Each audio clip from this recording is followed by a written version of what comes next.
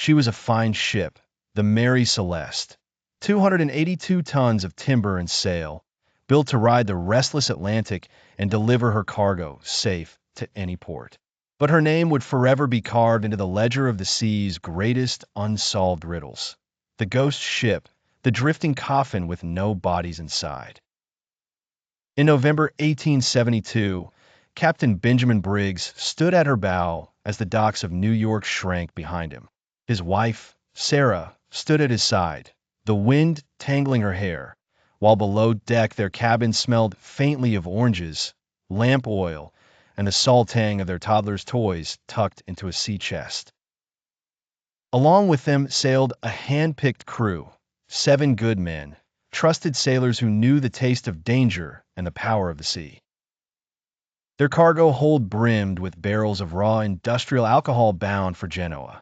The Mary Celeste pushed east into the North Atlantic, sails fat with the promise of trade, profit, and a family's return. But the sea has a way of swallowing promises whole. A month later, a British ship, the Dei Grazia, spotted her drifting aimlessly between Portugal and the Azores. White sails flapping, no course, no signal. Captain David Morehouse knew Briggs well. He squinted into the sun, puzzled. Why would a ship run under full sail, yet not answer a hail? When his men rowed over and climbed aboard, they found silence. The Mary Celeste was eerily still, the wheel drifting back and forth with the waves.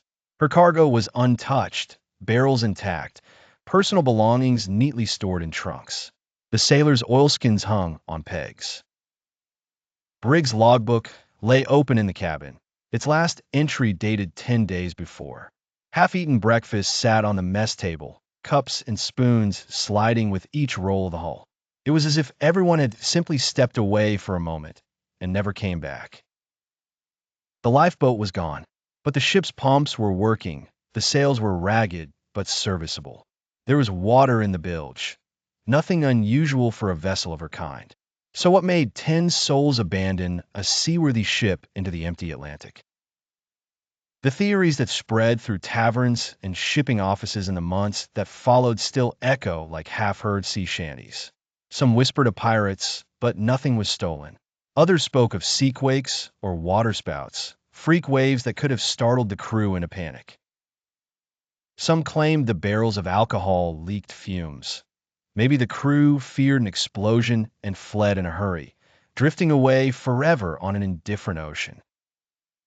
But then there are darker mutterings, that something older than pirates or storms stalked the Mary Celeste. Sailors speak of a cursed run, of a ship that was unlucky from the day her keel touched water. One captain before Briggs had died mysteriously. Another ran her aground. Some say that deep in the hold, among the barrels of alcohol, something else was hidden.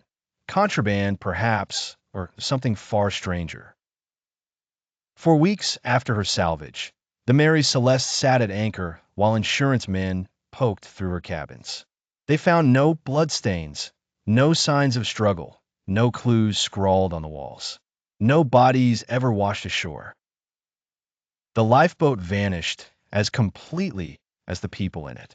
Briggs' family, his crew, lost to time and tide, ghosts forever sailing through the mind's eye of every sailor who glimpses a white ship on the horizon. Years later, the Mary Celeste herself met a pitiful end, run aground in an insurance scam off Haiti. Her bones splintered on a reef, picked apart by the same sea that once held her secret. But her legend never sank.